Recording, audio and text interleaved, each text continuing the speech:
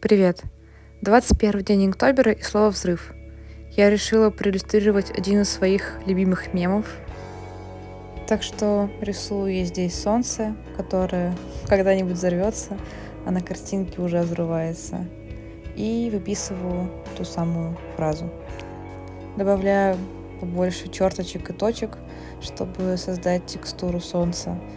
Добавляю взрывной шрифт. И вот что у меня получилось.